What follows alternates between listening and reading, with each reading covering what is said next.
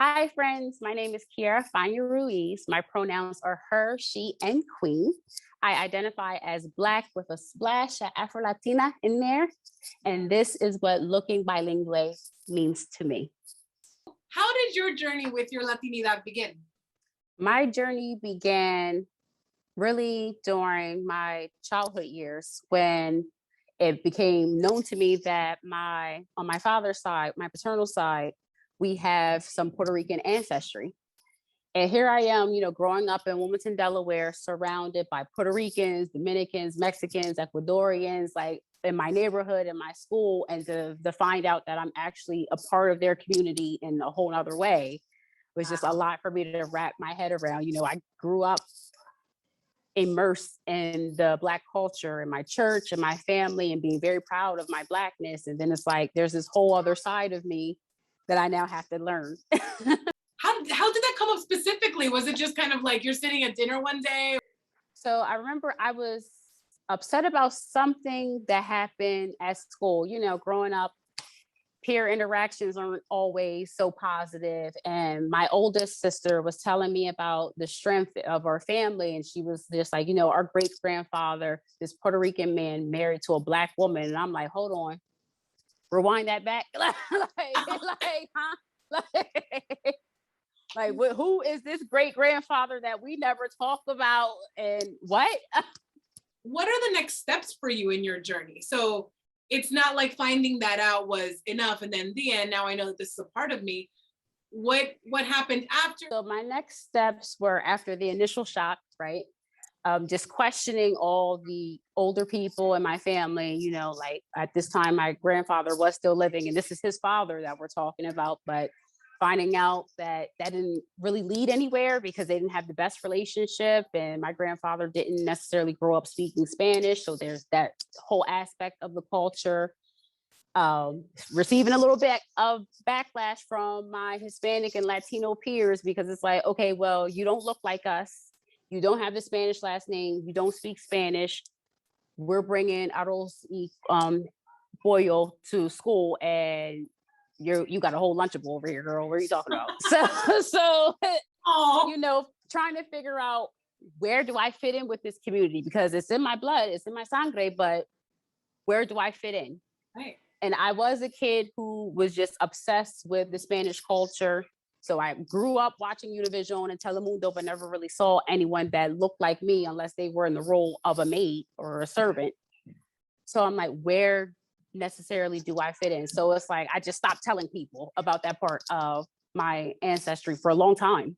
Wow. It really wasn't until probably like later in my undergrad years, around the time that I met my husband, who was born and raised in the Dominican Republic, and he has family members that look like me.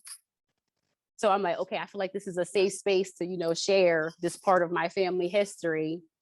But also I think I really became super loud and proud about my identity once I became a parent.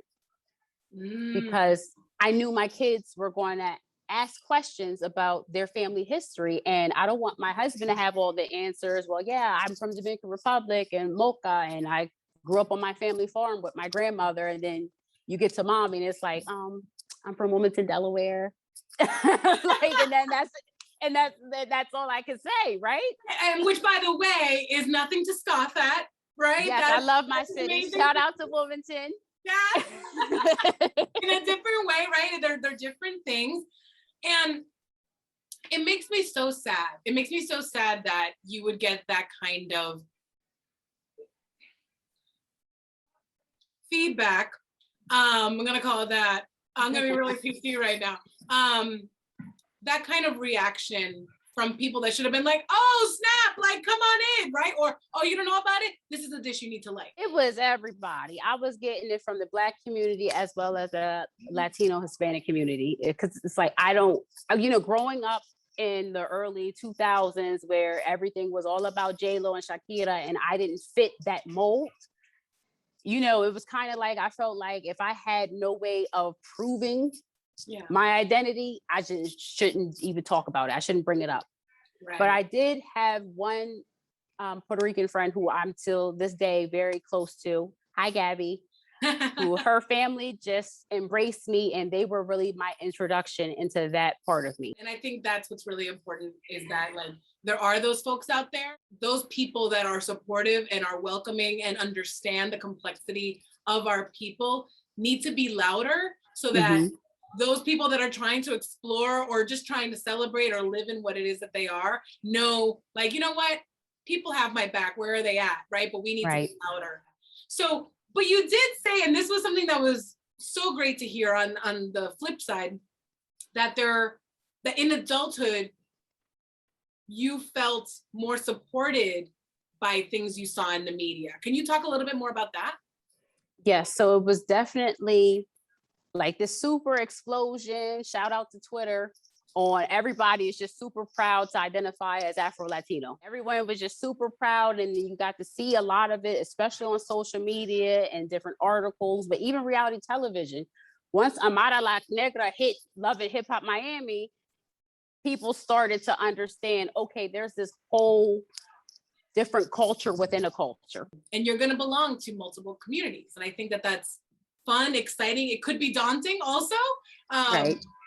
Especially when you did or didn't grow up in certain atmospheres. And I know that we talked a lot about how like we have that very similar, like that grandparent or great grandparent that were like, what's I want more information about that. Right. And it's a journey, right? It's a journey, because you said you've taken the ancestry DNA and you've taken, you know, that kind of thing, but it's also about talking to people and discovering who you are. Yes, I definitely did digging with oral history by talking to family members, which didn't give me too much information. I did the ancestry. Do. I know. I did ancestry.com. I did the 23andMe. And I really think I paid all that money with 23andMe and ancestry.com, still trying to prove my identity. Like I still need those receipts, because, you know, I was conditioned to, if you don't look a certain way, you don't necessarily belong. And that's not true. No, it's not. And I find that ironically, whenever somebody is saying that to me, I'm like, and yet you have features of what you are denying. What in what world do you think that Latinidad is defined by one specific look? Especially understanding the complexity of our people. And maybe that's what it is. Maybe people really do not understand. So yeah, that's what I was going to say. I think it's just a lack of knowledge, especially if Latin culture is not something that people grew up learning about in school. Right. Like if it was just a Spanish class as a special was all you had to introduce you to the culture, that was it. I think really affects how people, you know, take in other people's experiences and how people choose to identify. If it's foreign to them or they never heard of it, then in their mind, it doesn't exist, or they just can't wrap their minds around it rather. Exactly. It's a whole lot of layers to this. Yes. It's, you know, being able to trace your roots and everyone in your ancestry is a privilege that many people of color do not have for a variety of reasons. You know, it's lack of education, colorism, and texturism with hair. It all falls into place with why me claiming to be Afro-Latina gets, you know, that huge question mark of, let me see the receipts. Say this in Spanish. Yes. Oh my gosh, that killed me back in 03, 05. That These got specific years that killed, but that's what it is, right? That's what it is. That's cultural trauma, right? Yes, it was okay. Well, talk in Spanish. Oh, that killed me. About that. Talk to us about the Afro-Latino alphabet. So the Afro-Latino alphabet is my baby, my other baby. I have 2 kids. It is my first published children's book. I co-wrote it with my husband. It is a dual language alphabet book based on for the Spanish alphabet, just celebrating Afro-Latinos and the culture and melanin in skin and different hair textures and just all that good stuff that we love. How is this different from other ABC books? I think it's different from other ABC books because it is in both languages on every single page. There's not an English edition and a Spanish edition. Everything is all together in one.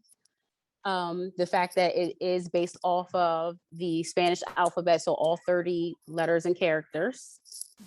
But also, I think what makes it just so special is because I, as an educator and as a mother of small children, I'm seeing like this major eruption, this increase in children's books that are either dual language or all in Spanish or dedicated to the Latino culture. But when it comes to those early childhood level books, I don't really see too much about Afro-Latinos. And I'm like, this is the perfect age group to teach kids about the culture and different identities. My 4-year-old, very proud. My 2-year-old, she's in her own world. She could care less. I remember when I was on Telemundo, and here I am, your Black mom is speaking Spanish on Telemundo, and she didn't care nothing about it. She was just worried about her brother's picture showing up during my part of the segment. She was like, she literally looked. I'm like, look, Maya's mommy. And she's like, that's nice. But as soon as she saw her brother, she's like, JoJo? Like, wait a second. Now, as an educator at a dual language school and as a mom, what advice would you give to parents or educators, right, to adults, to the grown-ups in the room, on how to best uplift multiculturalism in their classrooms or in their homes? I would definitely say, for parents, stop expecting the school to do everything. Yes. Especially my parents of color. Stop expecting the school to do everything, because unfortunately in our country, not all of us are covered in the curriculum. Yeah. And if we are, we have situations like in Texas where they're erasing Black history from textbooks. Mm-hmm. You know, there's a serious, problem in education going on when it comes to diversity and representing all students. When it comes to educators, I would have to say, stop waiting until Hispanic Heritage Month and February to recognize and acknowledge your students of color, because they're tired of it. Yep. I have 8th graders who are very blunt with me, where they feel like Black history has been sugar-coated and they've learned about the same figures year after year, and they're tired of it. I've had another student tell me that they've learned more about their heritage on TikTok than they have in school. Yeah. And yay for using social media in a positive educational manner. However, social media opens you up to a world of weirdos who may be feeding you negative feedback and inaccurate and even dangerous information in the comment section. Mm-hmm. So it's much better for them to get accurate education and information in the classroom in a safe space, where if things go a little left, there's a teacher there to mediate and bring everybody together, versus our kids receiving their sole education about the world off of the internet. I love that point. And I was thinking as you were saying that teachers not only educate about literal figures or literal situations, but teachers, educators in general, also teach how to research and how to ask the right questions, right? Yes. Because we're getting bombarded with information every day. Adults, children, yes. Everybody. And so even as an adult, and perhaps you feel the same way, even as an adult, when I see something, and there's a lot about Puerto Rican history that I don't know, there's a lot about Cuban history that I don't know, and I'm trying to learn. And I love these, social media accounts that are like trying to put it out there. But I can't take, like you're saying, I can't take everything at face value, because even if somebody has good intentions and is not actually directly trying to damage, BIPOC Latino voices, they could still be wrong, or they could have maybe missed something important, missed something crucial, and that could be dangerous. And so it's important for us as educators to teach kids, adults, how to ask the right questions, how to hear something and go, that's right. Interesting. I'm gonna look into this. And this is how you look into this in a real, meaningful way that's not just, oh, do I find other people that will say, yes, that's true? It's like, how do you do research that is actually correct? As educators, we're we're also teaching people how to watch out for misinformation in theory. Yes. And parents have to be a part of that as well and encourage critical thinking. And I feel that a lot of people don't realize that and understand that, but we have insight as educators. You have extra insight also as a mom. So yeah, so thank you for your work. To all of my aspiring authors out there, you can learn how to self-publish by watching YouTube. Like, just go for it. If you have something that you want to put out that you think will be beneficial to the world and that you're passionate about, just go for it. I wrote this book with my husband based off of a conversation about the lack of representation of Afro-Latinos in children's books, early childhood children's books. And we went ahead and did the self-publishing, not knowing that any of this would happen. We just knew that we wanted to do something for our kids. So we never wanted our kids to feel like they never saw themselves or their family represented in a book. You can't say that because mommy and poppy produced one for you.